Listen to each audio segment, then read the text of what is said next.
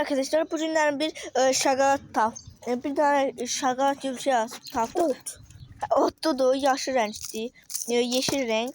Şimdi sihirli vatan diye bir şey. Sihirli vatan mı? Yok be. Şehirli çocuk. Şimdi bunu başlanam. Şehirli. Şimdi bir dakika. Bilen bilir lan bunu. Şehirli çocuk. Bakın. Yek. Kollar takaptı. On Çikolata tadı de. pamuk yapıyor he aslında. Hı? Lan benim. En out.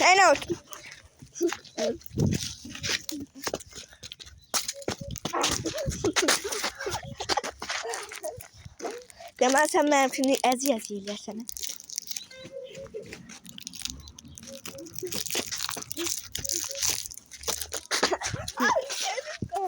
Güzel.